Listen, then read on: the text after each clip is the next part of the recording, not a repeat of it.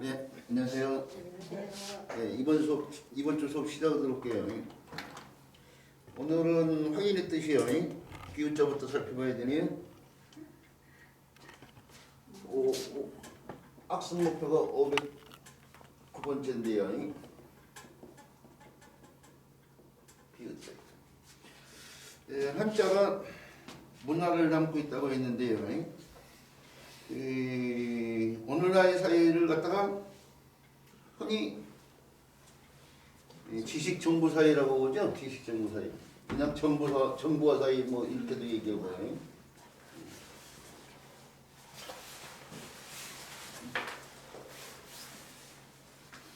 그 이전에가 산업사회고요. 기계를 이용해가지고 대량 생산을 하고 대량 소비를 할 수 있는 산업사회에 있고요. 그 이제가 농경사회죠.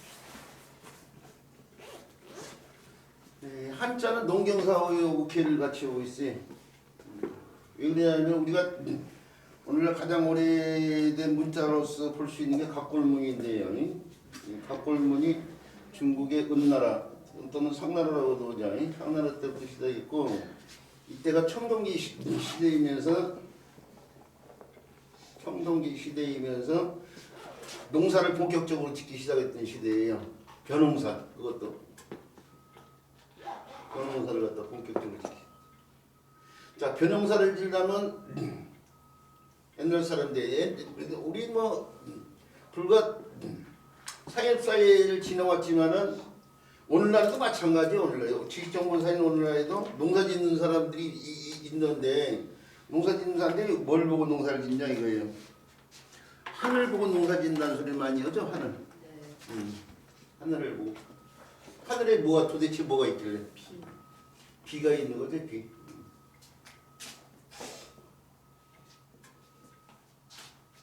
자, 그 비를 타는 글자죠. 그러니까.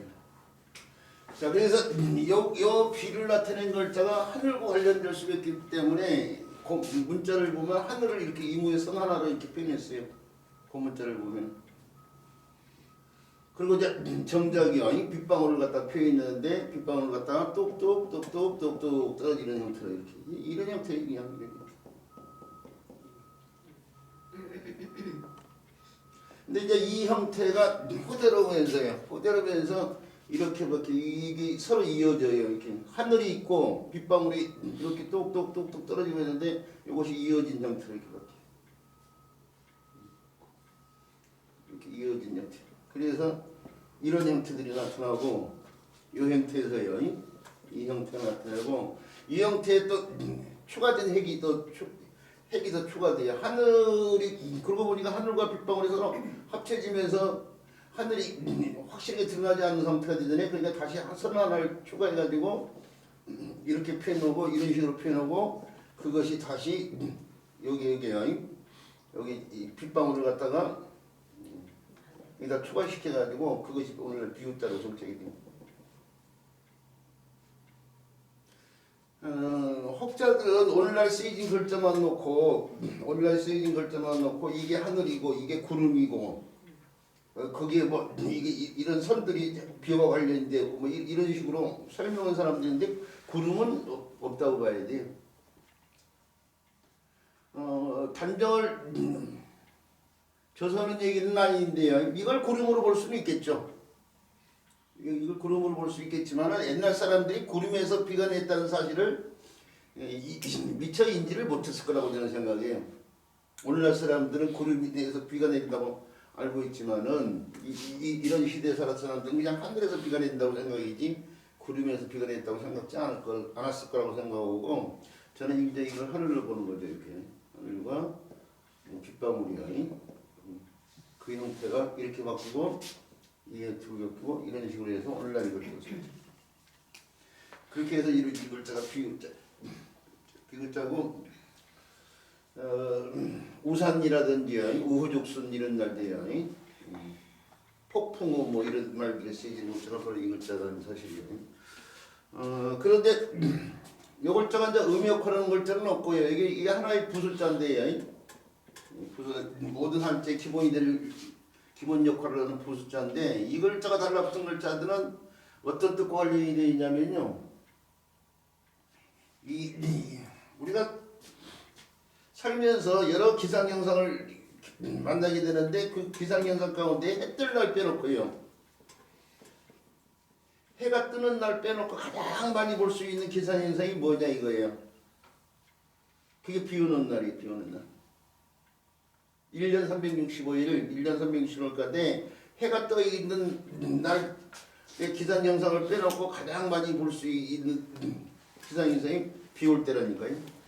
그래서 이 비유자가요. 비를 떠는 이 비유자가 기상현상을 대표를 해요. 그래서 잘 알다시피 뭐 안개모자라든지 서리상자라든지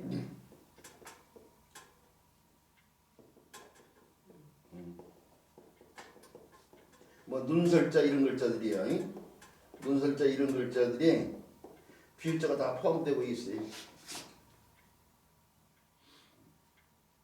뭐 이런 안개모자, 오리무중 또는 뭐 설상가상 뭐 만년설 뭐 이런 데 쓰이는 설자 이런 글자들 많이 쓰이지만 잘 안 쓰이는 안개문자 이런 글자들이요.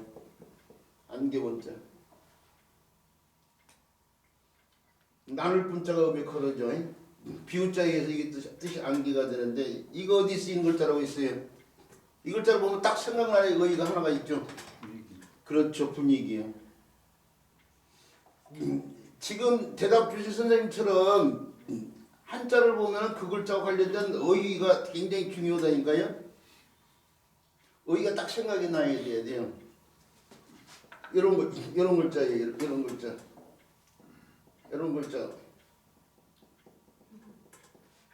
나눌 분자지만 이것은 아래 알자인데 아래에서 입성자 리을자를 빼면서 이 몸이 초하는데 예가 됐어요. 예. 요 글자에 의해서 뜻이 이루어지는데 그렇죠. 아지랑이 있죠.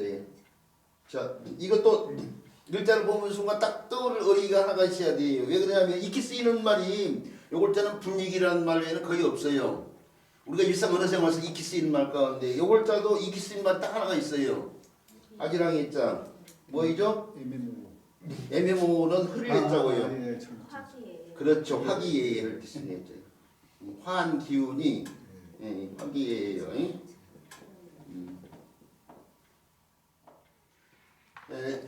잘 안 쓰이지만 뭐 이런 글자들 흩틀산자가 밑에 달렸더니 흩틀산자 이 글자에 의해서 뜻이 이루어져요. 풍지박산. 아니요. 풍지박산은 그냥 흩틀산자를 써요. 쌀에기 눈산자예요. 쌀에기. 예. 쌀에기 눈산자인데 어디 쓰냐면 산탄. 산탄충. 땡알땡알 쌀이 눈이 땡알땡알하잖아요. 그런 것처럼 엽총알 같은 데 보면은 이렇게 땡알땡알한 구슬 같은 게 들어있어요.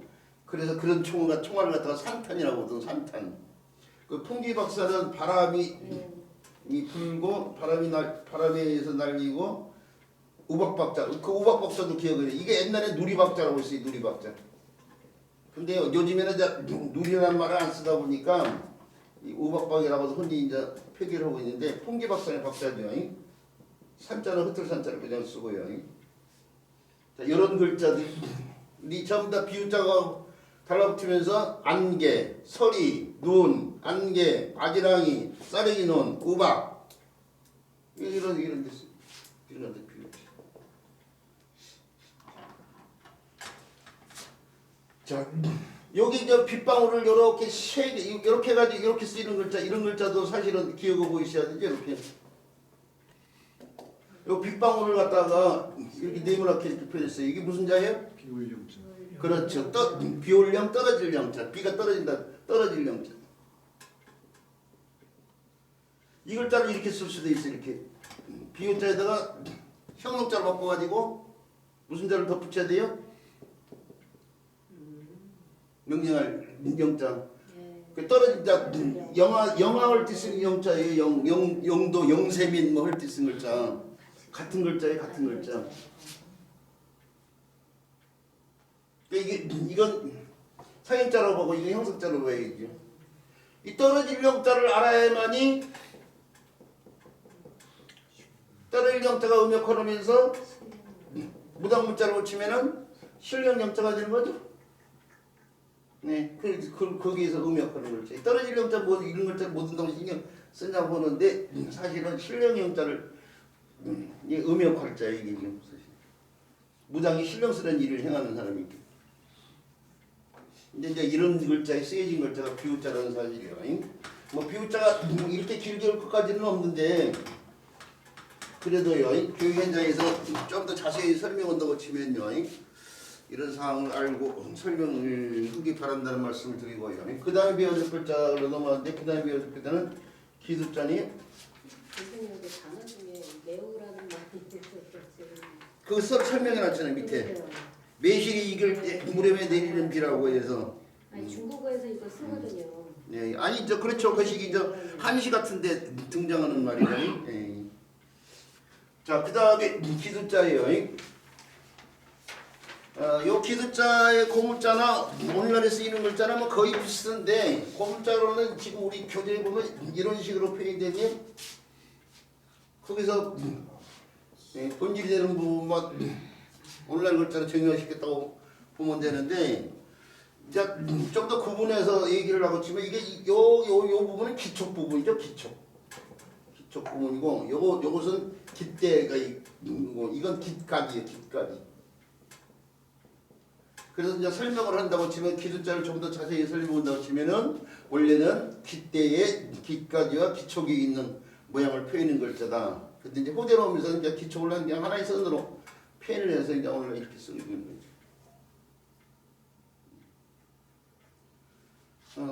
기두자가 어휘로서 쓰이는 말은 그다지 많지 않은데 저 매미들이 이게 날개가 매미가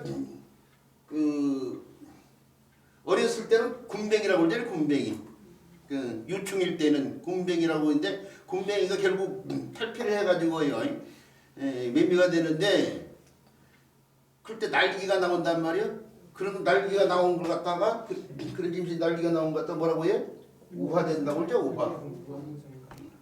우화된다. 그리고 도교에서는 그 우화라는 말을 갖다에다가 써가지고 도교에는 사람이 오랫동안요 돌을 닦으면은 겨드랑이 밑에서 날개가 나와가지고 그 날개 짓을 해서 하늘에 올라서 신선이 된다고 해서 나온 말이 우화등산이요 우화등산. 이런 말들이 그나마 쓰임이 있어요. 뭐 우각이라든지요 쇠머리에 있는 우각 뭐 이런 말들도 쓰이고요. 관우할 때도 쓰이죠. 네? 어디요? 관우의 사람 이름이. 예. 사람 이름이야 이제 찾아보면 더 많이 있겠죠. 예. 조우간 뭐 이런 말들. 자, 그래서 쓰이고 요 기두자는 깃과 관련이 있으니 근데 깃이 있는 동물이 새고 새가 하늘을 날잖아요. 그래서 날다 뭐 이런 뜻과 관련된 글자에 비교적 많이 쓰이는데 이렇게 양양자가 이렇게 달라붙어 이렇게 쓰면은 양이 단모화되면서 앙이 되고 과일이 과실이 된 것처럼 상이 되는 거죠. 그러면서 날개깃을 해서 빙빙돌아 날상자예요. 빙빙돌아 날상자. 하늘로 비상한다 뭐 이렇게 쓰인 글자고 그냥 날다는 뜻의 글자는 날번자가 있죠. 날번자. 날번자인데 날번자는 이렇게 쓸 수도 요 글자를 더 많이 쓰죠. 뒤에 것을 갖다가 날빛자를 이렇게 쓰는 거죠. 이게 아까부터 이 글자가 여기서 쓰이고 10번 가운데 뭐 8, 9번은 이렇게 쓰이고 한두 번 이렇게 쓰이는 상황이에요. 그래서 한두 번이라도 쓰이지니까요. 10번에 한 번 정도라도 쓰이지는 상황이니까 날빛자 대신에 기두자를 쓴다 이거죠. 번복하다 뭐 번안 소설 뭐 이럴 때 쓰이는 번자고요. 또는 저 황조가에 나온 편편상조 네. 급히 날 편자 뭐 이런 글자들이 해서 이게 이제 늑자갈 편자가 음역화를 하고 있는 상황인데요. 이런 데서 쓰임 있는 글자가 바로 기두자. 날다 뭐 이런 뜻과 관련. 자, 기두자에 대한 설명도요. 간단하게 이 정도로만 하고요. 그 다음에 배워야 될 글자는 소자네요. 5축 가운데 하나, 뭐 더 추가해서 뭐 6축 가운데 하나인데 5축이나 6축이라고 했을지도 그 중에서도 가장 귀중하게 여겨졌던 동물이죠. 가축이죠. 예. 농사에 도움이 되기도 하고요. 요 글자가 소의 전체적인 모양에 대해서 나왔다고 예전에 그렇게 설명했던 책들이 없잖아 있었는데 요즘에는 이제 뭐 정보화사이라고 있잖아요. 조금 전에 지식정보화사이가 되다 보니까 많은 자료를 갖다가 인터넷에서 검색해 볼 수 있고 그래서 소자의 고문자를 이렇게 보면 옛날에 문자학이 알려지지가 않았고 문자학적으로 뭐 각골문이 어떻게 생겼고 근문이 어떻게 생겼고 그런 거 없이 한자를 가르쳤어요. 옛날에 제가 35년 전에 저는 각골문 근문을 통해서 책도 쓰고 뭐 했을 당시에는 제가 그러니까 그 당시에 각골문 책이나 근문책을 구하는데 굉장히 어려움이 있었어요. 왜 그러냐면 중국은 수교가 되기 전이었거든. 그래서 대만에서 온 책들을 좀 보고 그러다가 그걸 조금 융통할 수 있었던 상황이 저 대우도서관 김우중 회장이 대우도서관을 져놓고 거기 중국책을 많이 갖다 놨어요. 요 2배 정도 공간 정도 될 거예요. 공간 요 2배 3배 크게 보면 3개 2배 거기 다 중국책이 있어. 그러니까 그 대우도서관이 중국책이 가장 많았어요. 그리고 거기다가 책을 이렇게 두고 우리 저 공부하는 학생 중국과 관련된 공부하는 사람들 이용하게 했는데 그 이용을 할 때에 석박사들만 이용하게 했어요. 학사들까지 이용하면 그거 막 온 사람들 많을 거 아니야. 학사들만 했는데 제가 대학교를 들어오면서 석박사 학위가 없이 또 대학원을 다닌 사람이 아니었기 때문에 들어갈 자격이 없었어요. 그래가지고 가서 부탁을 했는데 안 들어보내더라고요. 또 다시 찾아가지고 음료수 한 박스 가지고 찾아가지고 1시간만 딱 복사하고 나오겠다고 필요한 자료 그때 허락을 해줘서 그렇게 해가지고 몇 번 들었어요. 그렇게 그래가지고 자료 보여서 붓을 알면 한자가 보인다. 책조책이 그렇게 해서 나온 거예요. 사실 35년 전. 근데 어쨌든 간에 왜 그 얘기를 했는데 그런 책을 보기 전에는 소자를 소위 전체적인 형상에서 나왔다. 양양자 같은 경우도 마찬가지로 전체적인 형상에서 나왔다고 했는데 사실은 소자는 소의 특징이 가장 잘 드러나는 뿔을 중심으로 한 머리, 대가리의 형상에서 나온 거죠. 자, 그런데 문자가 문화를 담고 있다고 하는데 한자는 중국 문학 속에서 성숙이 된 문자예요. 이게 소 그러면은 흔히들 오늘날 사람들이 한우를 그리는 사람들이 많아요. 한우. 우리나라에서 볼 수 있는 흔히 소를 그리는 사람들이 많은데 한우를 그리면 안 돼요. 중국 문화 속에서는 특히 중국 사람들이 많이 볼 수 있는 소가 물소예요. 물소를 그려줘야 돼요. 물소 사실은. 한우고 물소 특징이 어디에 있냐면은 큰 뿔에 있어요. 큰 뿔. 뿔로 만든 활이 각궁이라고 하는 거거든요. 각궁. 뿔각자를 써서 각궁이라고 하는데 옛날 사람들이 각궁을 만드는데 이 한우를 가지고 뭐 한우 뿔이 작으니까 여러 개를 이어가지고 해도 여러 개를 이어서 하다 보니까 탄력이 그렇죠. 힘을 제대로 못 받아서 그래서 옛날 사람들이 물소를 구하는데 굉장히 신경을 많이 써요. 각궁 만든 사람들이. 각궁 뿔이 크니까. 그러니까 이 소가 이렇게 뿔이 이렇게 있고 소를 갖다 대충 그려보는데 제가요. 소를 이렇게 대충 그려보는데 우리나라 소는 이렇게 뿔이 이렇게 크지 않은데 중국 물소 뿔이 이렇게 커요. 이렇게. 자, 그걸 특징으로 삼아가지고요. 그걸 특징으로 삼아가지고 이렇게 뿔 이렇게 오고요. 그 다음에 우리가 저 사람도 태어났을 때 기 빠진 날이라고 하는 것처럼 소의 대가리에서 가장 기름이 넓은 부위가 귀와 눈 주위를 통해서 이렇게 이어지는 부위예요. 그 다음에 얼굴의 중심선 가운데가 사람도 앞에서 보면 튀어나온 부분이 안 보이겠지. 옆에서 보면 가운데가 튀어나와 있잖아요. 코고나 입을 통해서 이렇게 소도 가운데 부분을 이렇게 튀어나온 부분을 이렇게 선으로 표현했어요. 그게 이제 이렇게 표현된 거예요. 이렇게 표현된 건데, 자, 옛날 사람들이 붓으로 운필을 할 때 이렇게 내려갔다 올라가는데 이게 쉽지가 않아요. 그래서 여기서 끝나가 이게 제가 정각을 해봤는데 정각을 할 때도 마찬가지로 칼로 나무에다가 요 글씨를 새길 때도 이 소자 이 곰자 새기려면 여기서 끊어줘야 돼. 이렇게 딱딱딱 여기서 끊어주고 이렇게 가는 거죠. 여기서 끊어줘야 돼. 여기서 끊어줘야 되는데 요 핵이요. 요렇게 된 핵이 이렇게 바뀌고 나머지는 펼쳐지고 나머지 펼쳐서 오늘날 소자가 된 거이고 요것이 줄어들어가지고 그냥 이렇게만 쓰이는 경우도 있어요. 이렇게 줄어들었어. 그게 이제 절반 반자에 보이는 거예요. 절반 반자에 요이 소자예요. 소자. 소를 갖다가 나누는 거예요 지금. 근데 이제 절반 반자에서는 이렇게 소자의 형태가 고문자인 요 형태가 이렇게 맞겠지만 단독체로 쓰일 때는 이렇게 쓰여지는 거죠. 그게 소자.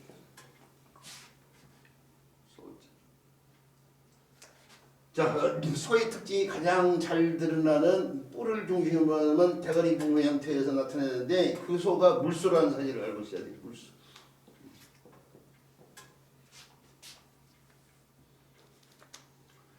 자, 소자 관련돼서요. 뭐 구일모라든지 우시작이라든지 우이독경이라든지 뭐 이럴 때 쓴 글자죠. 한우 뭐 할 때 쓴 글자죠. 근데 요 글자도 다른 글자 구성에 도움을 위해서 음역하는 글자는 없어요. 음역하는 글자는 없고, 의외로 이게 오축 또는 육축이요. 사람이 가축으로 기르는 이 동물 가운데 5개로 구분할 때는 오축, 6개로 구분할 때 육축을 하는데 오축이나 육축 가운데 가장 기억에 쓰이는 여겨지는 그런 가축이었는데 의외로 관련된 글자가 없어요. 이 글자를 부수고 삼는 글자가 많지가 않아요. 뭐 개견자 이런 글자, 개견자는 개사성변에서 변형되고 있는데 이런 글자도 굉장히 많거든요. 그 부수에 속하는 글자들이 이게 많지가 않다니까요. 많지가 않은데 그런 글자 가운데 이제 뭐 희생이자라든지 희생성자예요. 희생이자, 희생성자라든지 이 가축을 갖다가 옛날에요 제사에 사용되는 바쳐지는 재물을 갖다가 패는 말이죠. 거기에 소자가 들어있고 또는 뭐예요? 소를 기른다고 해서 기를 목자라든지 소를 갖다가 키우는 우리래자라든지 또는 만물물자라든지 이런 글자들. 이건 얼룩소를 뜻하는 글자예요 원래. 그 얼룩소가 무늬가 많아요. 그래서 많다는 뜻과 걸려 있고 많은 만물과 관련되면서 만물물자가 된 거예요. 뭐 이런 그 중에 이제 이 글자가 최고 쓰임이 많다고 볼 수밖에 없는데 물론 우리 선생님도 동의해 주셔야겠지만요. 근데 뭐 그다지 많지가 않아요. 이런 글자 정도가 있는 거예요. 이제 일건자 이런 글자는 이제 인변에 속하는 거니까 이건 다 소자 부수에 속하는 글자예요. 일건자 이런 글자들은 인변에 속하는데 이 일건자는 사람이 소를 데리고 이른다고 해서 설명하는 사람들이 많은데 소를 잡는 걸 표현하는 글자예요. 소를 잡는 일이 큰 사건이죠. 사건. 그래서 사건에 사자와 건자 이걸 잘 쓰잖아요. 옛날에는 소를 잡는 일이 큰 사건이었어요. 큰 일이었다 이거죠. 일건자도 비록 그 부숫자는 아니라도 뜻 역할을 해주고 있는 거죠, 그죠? 그렇죠. 네. 근데 이게 부숫자는 아니더라도 이거 회의자니까 두 개가 하나의 뜻을 만들어내니까 당연히 뜻의 영향을 줘야겠죠. 근데 부스럽게 걸로 적은 뿐이죠. 사자도 사냥의 도구에서 나온 거 아니에요. 자, 소자에 대한 설명이요. 관련돼서요. 음역글자가 없기 때문에 이 정도로만 설명을 처리해보고요. 그 다음에 배워야 될 글자는 다룰자니에요.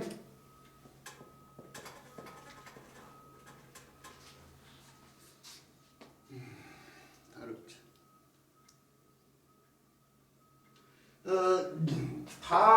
뜻이 달이인데요. 달이 한 달에 한 번씩 변화를 일으키잖아요.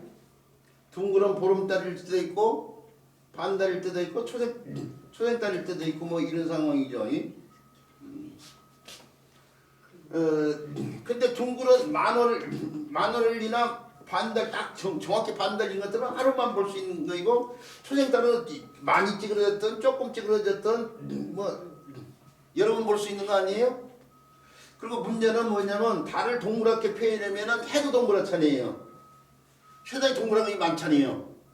그래서 동그랗게 표현하기보다는 많이 볼 수 있는 형태인 초생달 형태로 표현했는데, 그런데 이제 그냥 초생달 형태가 아니고 이게 요글자하고 고문자 자인 가운데 요글자하고 비슷한 자형으로 표현된 글자가 요글자가 있어요. 요글자가 있는데 요글자가 나중에 요글자하고 구분하기 위해서인지 이게 고기육자의 고문자예요.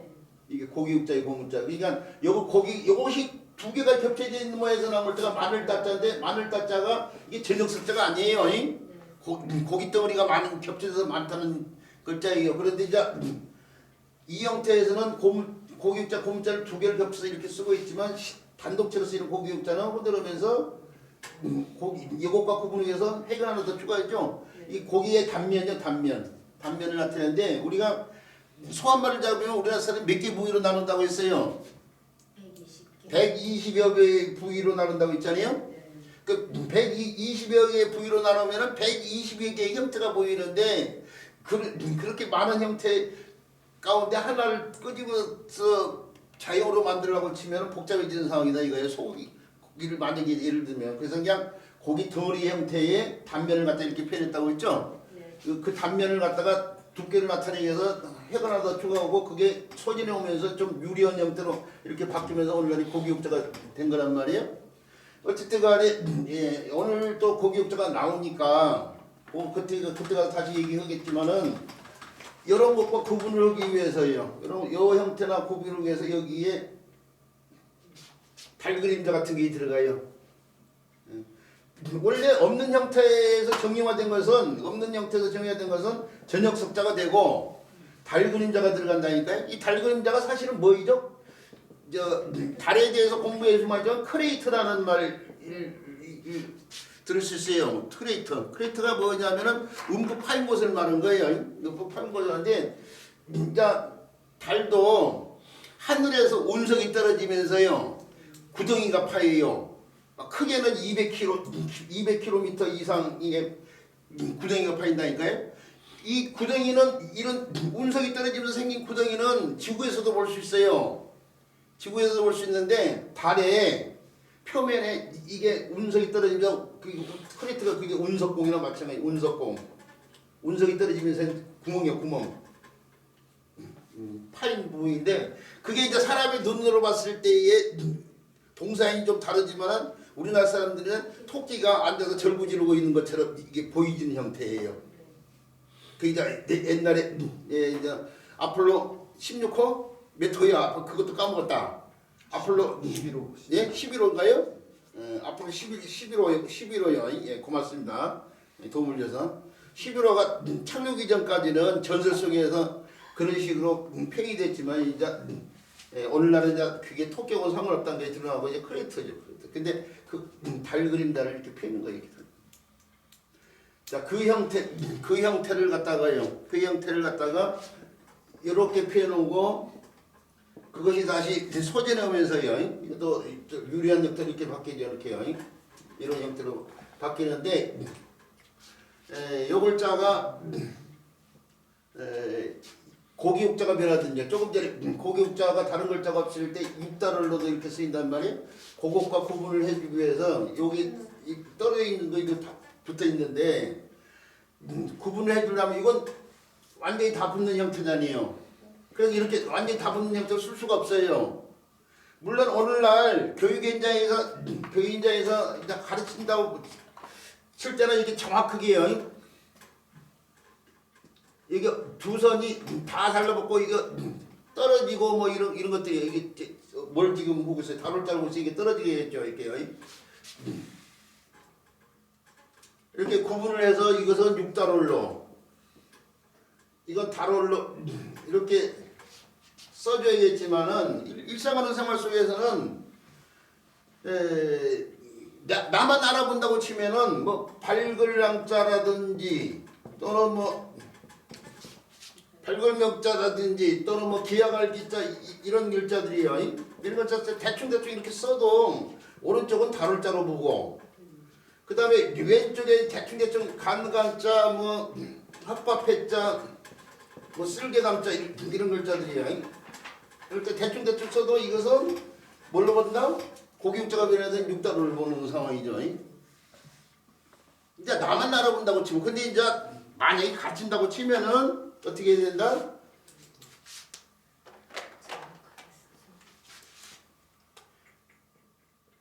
여기는 이렇게 띄워서 쓸 생각을 하는 거예요. 띄워서요.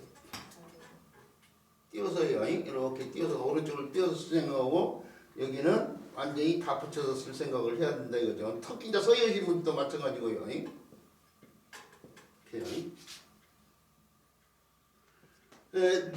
육단은 이게 다 붙는 상이에요. 고기살 무늬가 뭐 끊어진 부분이 없을 테니까 그게 다 붙이는 건데, 여기는 크레트를 나타내서 그것이 이렇게 바뀌었는데 이게 떨어져 있잖아요. 이어져 있잖아요. 위에 것과 구분을 해야 될 필요성이 있으니까 띄웠어요. 이거 떨어져서 띄웠는데 쓰는데 피는 주고 오고 또 보기 좋게 하려고 하니까 서로 달리 이렇게 그러면 이렇게 써줘야 될 거 아니에요. 이렇게요. 사실은 이렇게 써야 되는데 이렇게 쓰려고 치면 어떻게 돼요? 사람들이 신경 써야 되고 또 보기도 어떻게 돼? 같은 식으로 표현이 안 되니까 보기 절장보다는 일어났다고 생각해야 돼요. 그래서 밑에 것의 일부를 따르고 위에 것의 일부를 따르면서 오늘 이렇게 옛날 사람들이 약속이겠죠. 이렇게 쓰자는 약속. 그래서 결국 다룰 때는 두 선을 떨어뜨려서 쓰는 상황. 육단어는 다 붙여서 쓰는 글자로 바뀐 상황이에요. 근데 그럼에도 불구하고 인쇄 매체를 통해서 발월자를 갖다 찾아보면 이렇게 쓰는 경우가 많이 나와요. 인쇄 매체에서. 딱 떨어뜨려서 이게 글자를 만들어준 사람이 우리가 컴퓨터에서 달월자를 쓰려면 한글로 월자를 쓰고 나서 F9를 찍으면은 월로 익혀진 여러 가지 글자가 이렇게 쓰는 글자가 있는데 그걸 출력해 보면은 이렇게 떨어뜨려져 있으면 좋은데 이렇게 붙어 있는 경우가 있다니까. 6달러로 나와 있는 상황이. 그런 것조차도 그렇게 신경을 안 쓰고 있다는 얘기죠. 그러니까 한자 교육 위반 사람. 이제 저도 여기 대충 썼지만요. 정확하게 쓰려고 치면은 이렇게 떨어뜨려야 된다는 사실을 알고. 요 글자가 그렇게 해서 이루어진 요 글자가 세진 말들이에요. 일축월축 뭐 할 때 쓰는 글자가요. 뭐 월식이라든지 월계수 뭐 이런 말들이에요. 쓰지 말고 요 글자가 음역하는 글자가 한 글자가 있어요. 음역하는 글자가 한 글자가 있는데 그게 이제 이렇게 쓰여지는 글자 이렇게. 월은 월인데 칼로 벤다고 해서 배롤자인데요. 배롤자인데 중국의 전통적인 형벌이 오형이 있는데 오형이 있는데 옛날에 행해졌던 전통적인 형벌이죠. 그 오형이 5가지가 하나는 경형이라고 해가지고요. 경형 또는 묵형이라고도 보고요. 그동안 많이 했어요. 이것도요. 묵형이라고도 또 자자형이라고도 보는데 얼굴 낫에다가 문신을 새기는 거죠. 도둑질에다 걸리면 훔칠도자 같은 걸 이마 같은 데다 새기는 거예요. 노비가 도망가면 이렇게 잡아다가 노예노자 같은 걸 쓰는 거죠. 그 다음에 또 하나가 그렇죠. 의형이 있어요. 의형. 코베르자. 코비자에다 색깔 두고 하면 의형이 되죠. 의형. 그 다음에 또 하나가 뭐냐면 궁형이 있죠. 궁형. 궁형인데 남자의 생식기나 여자의 생식기를 잘라내는 거죠. 궁형. 사마천. 사마천은 이 사기를 쓴 사마천이 궁형을 당했잖아요.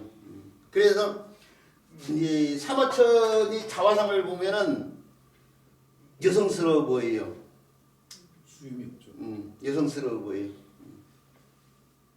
궁형을 당했기 때문에 그 호르몬 남성 호르몬에 문제가 생기니까.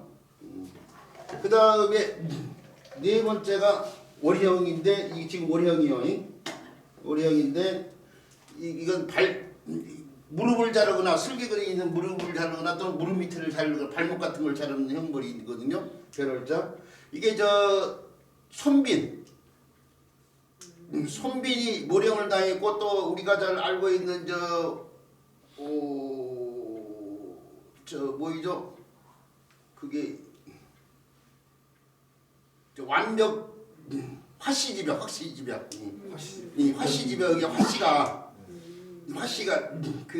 저 여왕한테인가 뭐 초나라 여왕한테인가 뭐 옥을 바쳤는데 가짜로 바쳤다고 해서 발목이 잘리잖아요. 그 화씨지벽의 화씨가 바로 오령을 당했어요. 그 다음에 또 하나가 대벽이라고 하는 건데 대벽은 큰 허물을 갖다가 듣다는데 이건 사형을 말하는 거예요. 사형. 자, 그런데 이런 오령에 대해서 조금 전에 손빈 얘기하거나 화씨지벽 얘기할 때 써먹어야 될 말이니까 오령을 알고 있어야 되니까 그 표를 저도 같이 이제 기억을 해줘야 될 필요성이 있는 거죠. 그래서 표를 잘 기억하시기 바라고요. 그 다음에 배워야 될 글자는 넘어갈게요. 그 다음에 배워야 될 글자는 다른 가죽이라는 글자예요.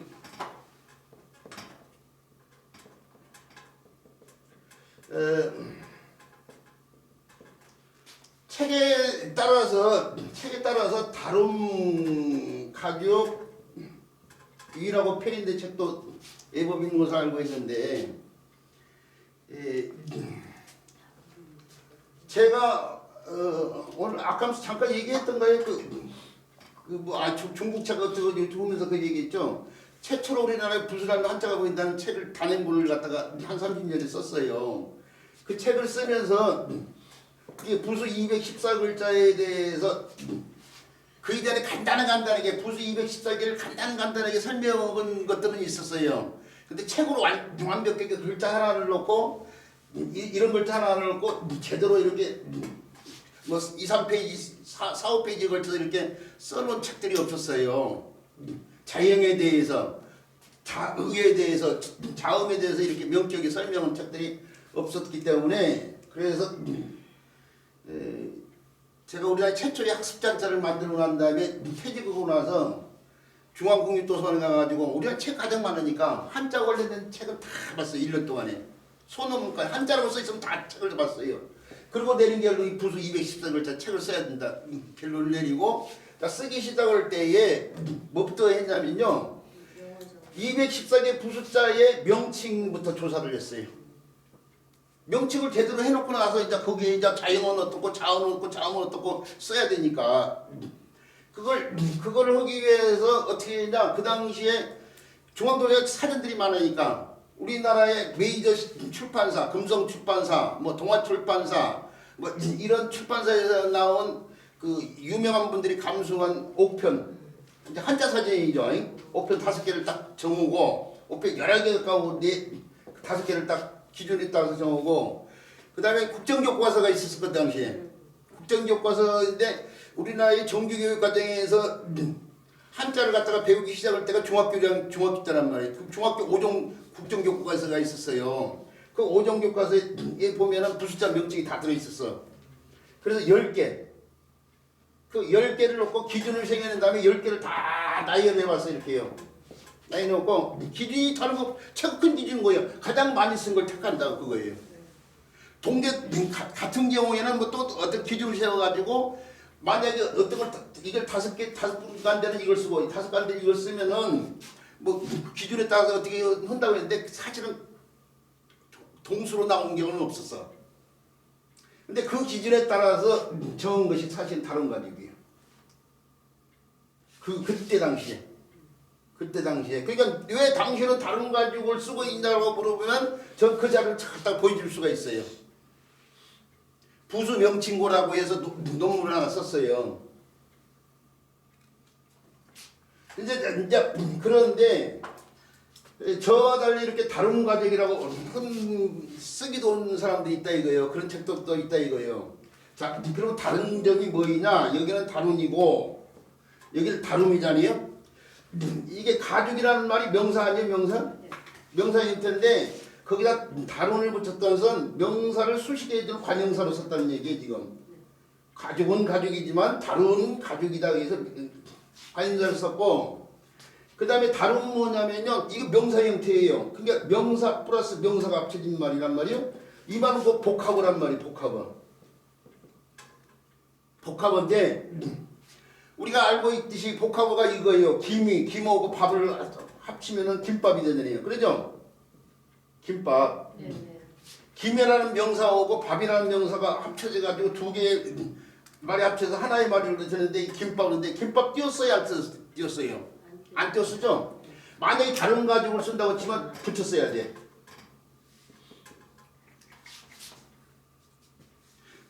다른 가죽을 갖다가 쓴다고 치면은 이거 반드시 붙여줘야지 띄우면 안 돼. 그래서 이게 잘못된 표기예요, 사실은.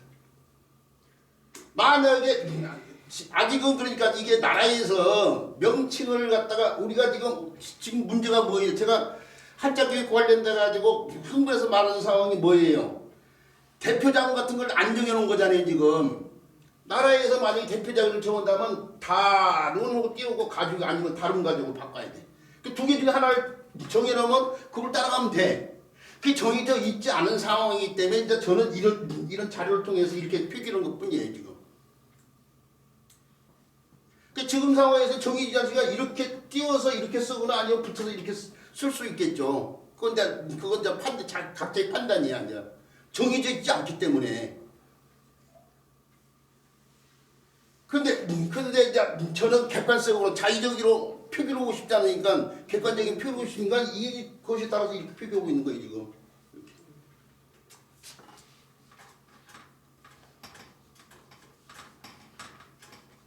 근데 나는 다름을 쓰지 않고 다름을 쓰겠다. 그러면 이제 붙여서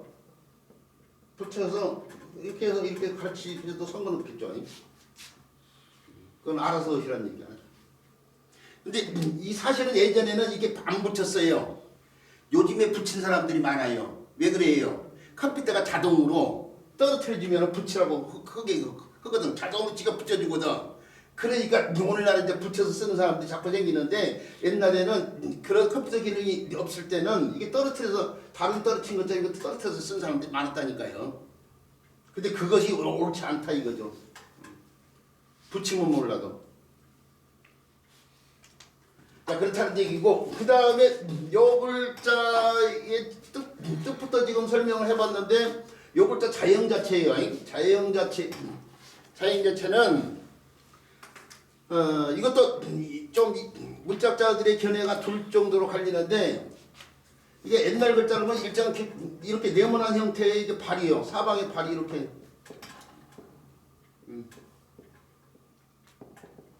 발이 이렇게 표현된 형태거든요. 이렇게 사방이 뭐 공자에 따라서 하나가 없어지기도 하고 뭐 세 개만 남아 있기도 하고 뭐 이런 식인데 또는 위아래 두 개가 이렇게 하나 더 없어요. 위아래만 남아 있기도 하는데 그 위아래가 이제 오늘날 글자가 정착됐다고 생각하시면 돼요.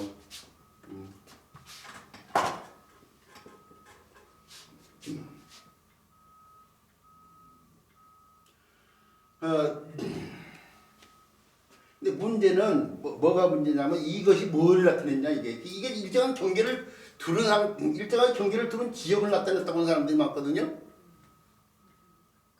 근데 저는 그렇게 보지 않는 것이 뭐냐? 근문에 보면은 이런 형태도 보여 이런 형태. 이런 형태도 보여. 이 네모난 형태가 아니라 이렇게 형태도 보인다니까. 우리 지금 그래서 우리 자료에도 실어놨어요. 요 이렇게 형태도 보여. 이게 일정한 경계를 두른다면 이것도 일정한 경계를 두른 지역으로 설명을 해줘야 되는데 이렇게 표현된 데가 있으면 그 말이 맞지 않다는 것이 드러나잖아요. 이게 뭐냐 이거예요. 자, 이 글자의 뜻이 다른 가죽이라고 했는데 사실은 가죽을 뜻하는 글자가 있죠. 가죽 필자가 있고 가죽 역자가 있잖아요. 근데 가죽 필자는 털이 있는 가죽이죠. 그래서 털을 못 짜서 모피 그러죠. 모액이란 말은 안잖아요. 이건 털이 있는 가죽이에요. 이건 털이 없는 가죽이죠.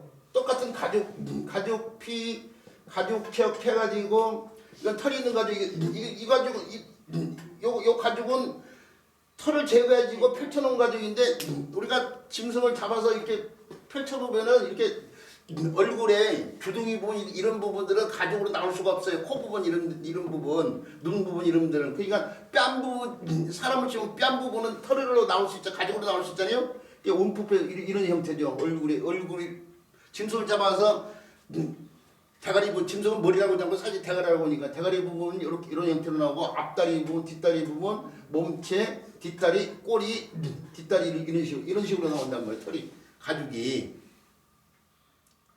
이 형태가 문자가 되기 위해서는 어떻게 표현이 됐냐면 이렇게 표현이 되는 상황이에요 지금. 이렇게 표현이 되는 상황이에요. 이렇게 표현인데 이 앞다리가 짧으니까 앞다리를 생겼다고 생각하시면 돼요. 이렇게. 요것이 지금 바깥으로 빼고 이런 형태인데 이것이 바로 가죽 역자가 됐다고 보면 돼요. 이게 펼쳐놓은 상황. 그런데 가죽 빗자는 털이 있는데 털이 있다는 건 짐승 몸에서 막 벗기고 있다는 얘기가 돼요. 지금 털이 짐승을 잡아가지고 막 벗기는데 우리가 털 벗기는 것과 비슷한 형태로 작업이 이루어진 게 털 깎는 일이야. 양털 깎는 거 보면 양을 어떻게 하냐면 옆으로 눕혀놔요. 옆으로. 네 발 땅을 대기우면은 양을 땅 딛고 도망갈 거 아니에요. 근데 하늘로 이렇게 네 발을 하늘로만 발버둥 칠 거 아니에요. 옆으로 눕힌다는 거야. 옆으로. 이렇게 두 개 발이 땅을 향하고 두 개 발은 허공을 떠 있는 상황이죠. 몸체가 이렇게 옆으로 눕혀놔요. 흔히 양을 깎다고 또 뭐 다른 자세가 나올 수도 있지만 흔히 이제 옆으로 눕히고 하는데 그러면은 반절만 보인다는 얘기 아니에요. 반절. 그러잖아요. 반절. 그러니까 이 지면 옆으로 놓는다면 지면 반절만 돼 이것만 나온다고 생각하시면 돼요. 이거만 반절 찍었어. 요 반절 찍었어. 요 부분이요. 그 다음에 이 가장 털이 맞는 부분이 가죽이 맞는 부분이 몸체 부분 아니에요. 몸체. 그 몸체를 갖다가 손으로 이렇게 잡아서 벗겨내. 이렇게 그 형태 다시 이렇게 옮기는데 요 형태에서 나온 걸 가죽 빗자예요. 이거. 이것은 펼쳐놓은 거이고 이건 옆으로 놓은 상태에서 손으로 막 짐승 가죽을 벗겨내고 있는 거라니까요. 지금 머리를 그대로 놓은 상태에서 몸의 반절 이 되는 걸 생략하고 중심선에다가 가죽이 많은 몸체에 손이 다가가는 형태. 이게 여기서 나온 글자가 가죽 빗자예요. 자, 그래서 피력을 나온 글자인데 나중에 설명 다시 해볼게요. 피자 혁자가 서 다시 할 텐데 이 정도면 간단한 얘기인데 그런데 이렇게 해서 이걸 한번 가공해서 이것이 됐는데 이게 털을 갖다 제거했기 때문에 이게 고치다 이 뜻이 있는 거예요. 이게 고치다. 그래서 개혁, 변혁, 혁명, 혁신, 혁파 이런 말들이 혁자를 가죽 혁자를 쓰면서 뜻이 고치다 이 뜻이에요. 근데 문제는 털을 제거했다 뿐이지 가죽에는 지방이 많이 있어요. 지방이 굳으면 어떻게 돼요? 딱딱해져요. 이 가죽이 있죠. 이 가죽이 털은 제거했지만 지방을 그대로 두면 어떻게 돼요? 나중에 딱딱해가지고 부드럽게 옷을 갖다가 가죽으로 옷을 만들려면 부드러워야 되는데 딱딱해서 이게 접히지가 않는데 어떻게 옷을 만들어 있냐고. 그래서 지방을 없애줘야 되는데 이 지방 없애는 걸 갖다가 뭐라고 하냐면 가죽에서 지방 없애는 걸 뭐라고 한다? 그렇죠. 무드질을 한다고 그래요. 무드질을 해요. 근데 옛날 사람들이 무드질을 할 때에 잿물 같은 거에다가 가죽을 갖다가 잿물 같은 데나 아니면 저 소변이나 똥물 같은 데다 넣었대요. 또는 탄닌이 많은 나무 이제 밤 껍질이라든지 떡갈나무 껍질 이런 것을 갖다가 물수다 집어가지고 탄닌을 우려낸 다음에 거기다 오랫동안 집어가지고 우리가 이불 빨릴 때 발로 지글지글 발죠. 지근지근 밟잖아요. 그런 것처럼 밟아가지고 지방을 갖다가 빼냈어요. 그런 식으로 무드질을 했어요. 자, 이것이 바로 이게 가죽을 돌돌돌 말아가지고 위아래에서 발로 지금 사방에 발이 있었지만 두 개를 생략한 거예요. 지금 받거나 이건 펼쳐놓은 거예요. 이걸 간략해냈다고 생각해야 돼. 지금 이 가죽을 간략해냈다고 생각해야 돼. 이 가죽이 없다 조금 전에 고문자가 이렇게 표현됐다고 했잖아요. 그걸 간략하게 표현했다고 생각해야 된다니까요. 분명히 경문에 이 형태가 들어갔지 이것은 가죽 역사를 간략한 형태로 봐야 돼. 그러니까 이게 일정한 경계를 두는 얘기 아니냐는 이것이 가죽이라면 이것도 가죽으로 보고 가죽을 돌돌 말아놓은 형태로 보는 게 더 합당하다 이거예요. 근데 사람들이 이 자역을 근문의 이 장을 간과를 해버린단 말이야. 이것을 신경 쓰면 이것이 뭐인지를 알 수 있을 텐데 이걸 신경을 안 쓰니까 이걸 놓고 그냥 뭐 예언산 경계라고 이렇게 설명한 사람들이 많단 말이야. 근데 그렇게 생각하지 않았으면 좋겠다 이거죠. 자, 그렇게 해서 무두지를 해서 다른 가죽을 나타냈기 때문에 그렇게 해서 이제 이 형태가 정의화되어 가지고 요거한테 요거 형태가 정의화돼서 이렇게 되는데요. 그게 다른 가죽을 뜻하는 글자고, 요것이 쓰여지는 글자로서 사람이 위름에도 쓰이지만 성에도 쓰이지만요. 중요한 말을 사자성어 가운데 사자성어 또는 고사성어죠.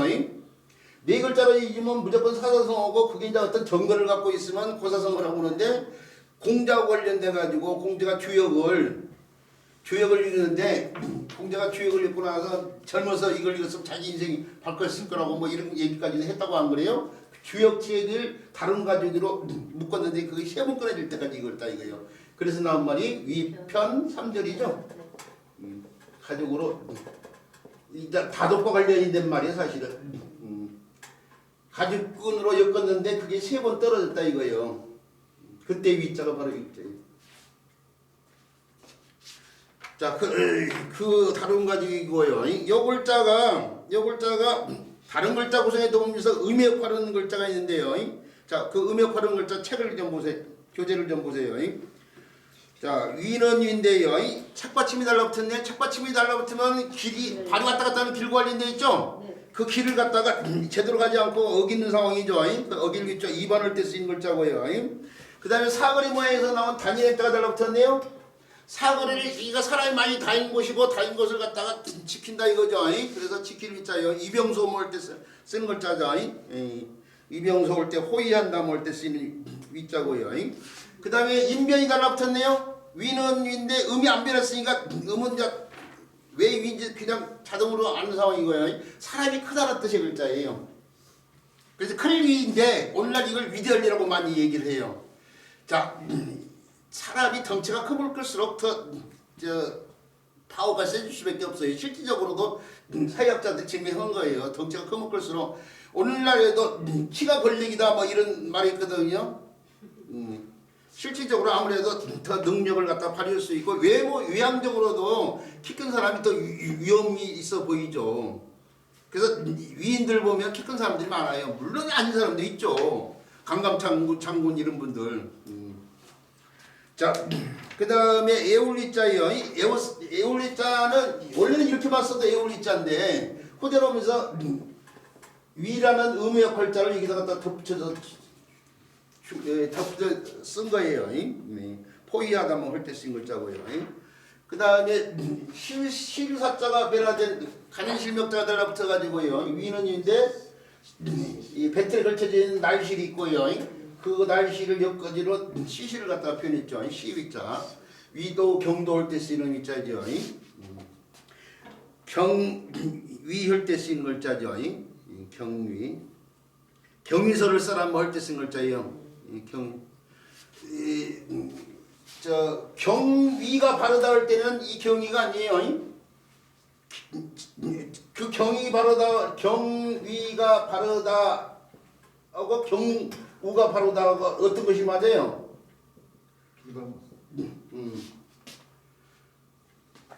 바른 얘기는 바로 이걸 말하는 거예요. 이게 경위가 바르는데 이때 경위는 물이름 경자하고 물이름 위자를 써요. 물이름 위자. 그게 경수하고 위수가 하나는 물이 흐리고 하나는 탁해가지고 선악 시비가 분명한 걸 말하는 거예요. 그게 그것 관련돼서 바른 거예요. 지금 선악 시비가 바른 거예요. 지금 경우는 어떤 일을 당했을 때를 말하는 거이고, 근데 이제 그 경위인데 여기의 경위는 날경자하고 시위자에는 요것은 경위를 밝혀라 뭘 때 쓰이는 글자죠. 경위를 시실과 날실이 엮어져가지고 하나의 옷감이 된 것처럼 어떤 일이 이루어졌을 때에 그 일이 어떻게 이루어졌는지를 밝혀라 이게 서로 그러니까 심할서 경위서가 심할서야고 처음과 끝을 갖다 적으라 하는 상황. 그래서 이 경위를 잘 써먹어야 돼. 우리는 동음이어예요 이게요. 이런 것까지 설명을 할 수는 없어요 사실은. 어휘 관련돼서 어떻게 하다 보니 이걸 얘기하고 있지만 그 다음에 위가 전부 다 위하고 있는데 휘로 바뀌었어요. 휘. 그러면서 말씀 원자에 의해서 말하는 것을 꺼린다고 해서 꺼리를 했죠. 꺼리를. 자식이 부모 이름 말할 때 이게 저희 아버지는 성이 김이고 이름은 종자협자입니다. 이렇게 하는 것이 이제 피위하는 거예요. 피위 꺼리는 거예요.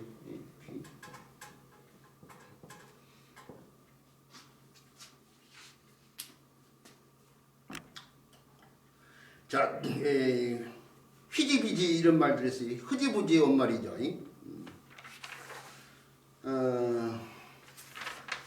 이렇게 해서요. 발음 가족 입자 관련된 설명 마치고 그 다음 글자는 다교자인데 다교자는 실의 시간을 갖고 난 다음에 살펴보도록 해요.